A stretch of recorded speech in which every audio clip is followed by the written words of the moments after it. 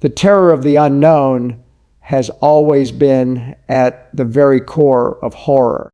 It is not the monster we see clearly in the daylight that chills us to the bone, but the quiet suggestion that something lurks just beyond our vision.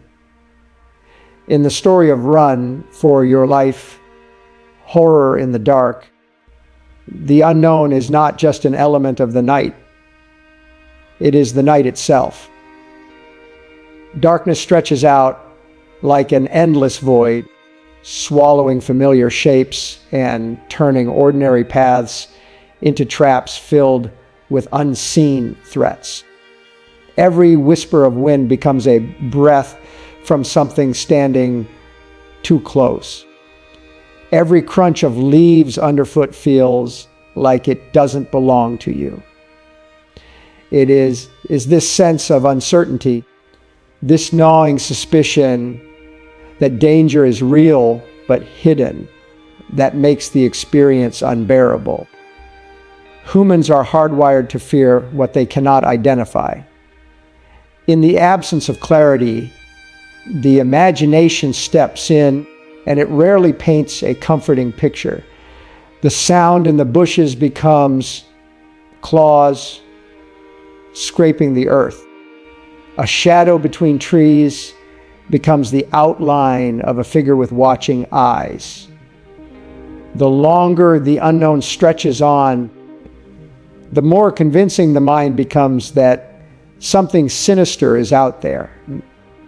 In the story, the characters feel chased, though they cannot prove anyone is behind them. That is what makes their running so desperate. Because how do you fight something you cannot see?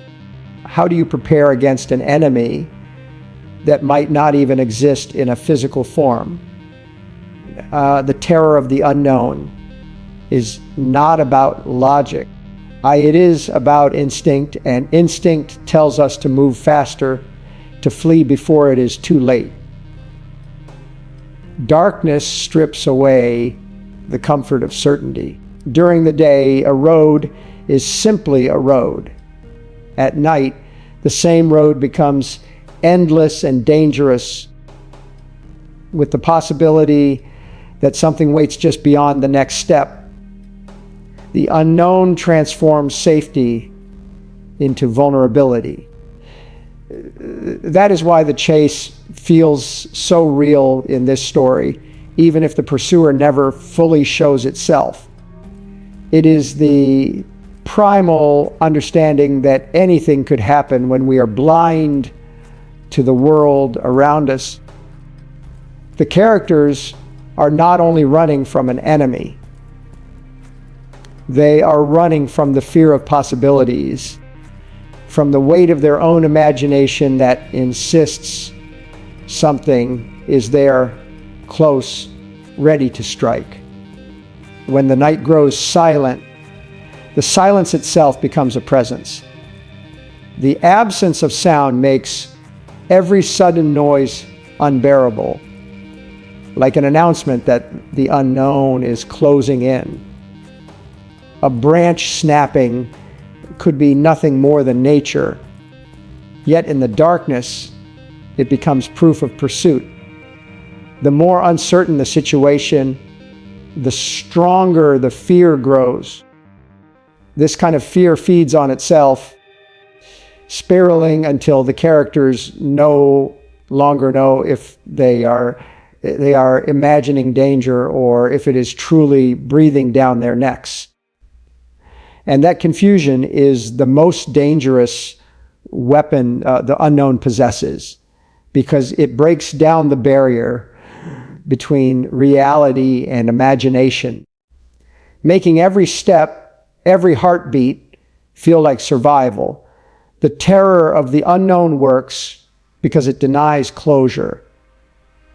If a monster shows itself, at least you know what you are facing. You can measure its size, guess its strength, perhaps even plan how to resist. But when nothing reveals itself, the danger becomes limitless. It could be larger than you can fight, faster than you can outrun, more powerful than you can imagine. Or it could be nothing at all, which in some ways is even worse because it leaves you in the torment of doubt. Fear without shape is fear without limits. And in the story, that endless uncertainty fuels the panic of the run. This fear is not unique to the tale. It is a reflection of something deeply human. Every culture, every time period has stories of people fearing the shadows, the forest, the cave, the sea, the storm. The unknown has always been the birthplace of monsters because it is the blank canvas where our minds paint the darkest images. The characters in this story are not just running from a supernatural presence. They are running from the very essence of what it means to be human, that ancient instinct that tells us survival means escaping what we cannot see. Fear is a teacher, and its first lesson has always been to distrust the unknown. The fragile line between safety and fear is one of the most unsettling truths that horror stories expose. A quiet night walk can shift into a nightmare within a single heartbeat, and what was once familiar suddenly becomes hostile. In Run for Your Life, Horror in the Dark, the characters experience this collapse of normality as they move from the comfort of conversation and laughter to the desperate pounding of their feet against the ground. The same path that felt safe minutes ago is now filled with dread. The same woods that once seemed calm now feel like a trap designed to swallow them whole. That transition from safety to terror does not require an obvious threat to appear.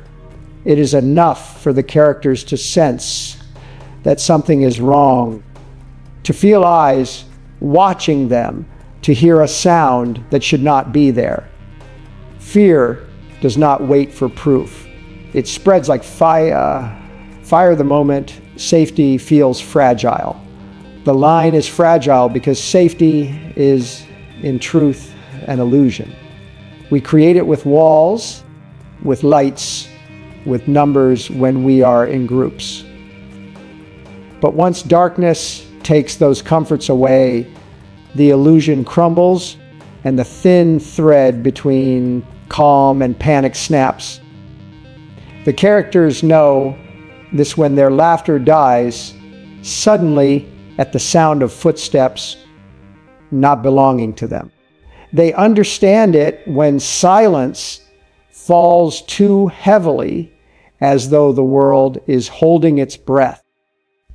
That is the moment safety is gone, not because the danger is clear, but because the possibility of danger has invaded their space.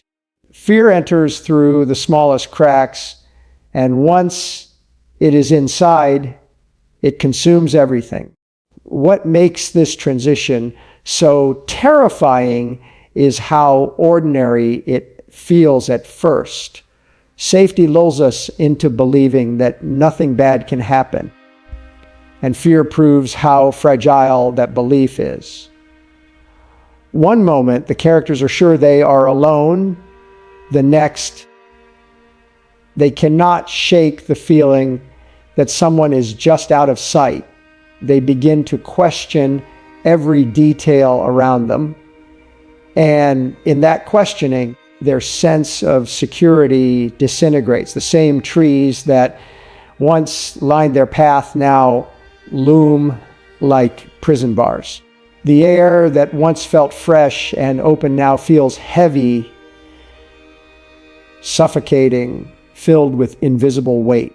Safety dissolves not with a scream, but with a whisper, a single shift in atmosphere that makes the world unfamiliar. The characters' reactions show how quickly human behavior changes once safety is lost. They move faster, speak less, and every sound feels magnified. Even breathing becomes suspiciously loud, as though it gives them away to something that hunts in silence. Fear transforms the body into a machine tuned for survival, but at the same time, it clouds the mind. Decisions made in fear are not the same as decisions made in safety. Rational thought weakens under the pressure of panic, and in that weakness, mistakes are born. The line between safety and fear is not just about the world outside. It is about the shift inside, where confidence collapses into uncertainty and instinct replaces logic. The story captures this fragile shift with precision. The night itself does not change, but the character's perception of it does. That is what makes it powerful, because the world is the same, yet completely different once viewed through the eyes of fear. Safety is fragile because it depends not on reality, but on belief. And when belief shatters, fear takes control. In that moment, the chase begins, not only from whatever stalks them in the dark, but from the collapse of the illusion that they were ever safe at all. The human instinct to run is one of the oldest and most powerful forces buried deep within us. Long before civilization, before walls and weapons, survival often depended on a single choice: to flee or to be caught. That instinct remains alive, hidden beneath the surface of our modern lives, and horror stories awaken it with brutal clarity. In Run for Your Life Horror in the Dark, the characters are not guided by reason or strategy when the shadows close in. They do not stop to question whether the footsteps behind them are real or imagined. Their bodies decide for them, pumping adrenaline through their veins, quickening their pace, turning fear into movement. It is a reminder that no matter how advanced we believe we have become, there is something ancient inside us that whispers only one command: when danger approaches, run. Running is not simply an action, it is an expression of survival. The pounding of feet against the earth is as much about escape as it is about fighting back in the only way the body knows how. When the characters in the story hear the sounds of pursuit, their first reaction is not to confront, but to flee, because the unknown cannot be faced head on. To run is to live another moment, to stretch the thread of existence further, even if only for a few seconds. That primal decision is not one of weakness, but of deep wisdom, a wisdom written into human instincts by centuries of predators, storms, and dangers that left no time for hesitation. What makes this instinct so terrifying in the story is how little control the characters have over it. Their breaths grow ragged, their legs ache, yet they cannot stop. Their bodies betray them with the urgency of flight, forcing them to push through exhaustion and pain. The instinct to run drowns out reason, overriding thoughts of where they are going, whether they are running into safety or deeper into danger. Fear reduces them to the simplest form of survival: movement without thought, distance without destination. This is what makes the chase so harrowing. They are not running towards something, but away from everything. The instinct is also deeply human because it connects all of us to a shared memory, even if we have never faced the horrors of the story. We know what it feels like to hear footsteps behind us at night, to sense that someone is watching, to speed up our steps without consciously deciding to. The story magnifies that common fear, stretching it into a relentless pursuit that feels both extraordinary and familiar. It shows how little it takes to awaken that instinct, how quickly the civilized calm can collapse into desperate motion when the unknown presses too close. Running, in the end, is more than fear. It is hope. It carries the belief that if we can just move faster, if we can stay ahead one more second, there is a chance of survival. That hope may be fragile, it may be delusional, but it is powerful enough to keep the characters alive long enough to tell the story, long enough to remind us all that the instinct to run is not weakness, but the very reason humanity has survived in a world filled with shadows.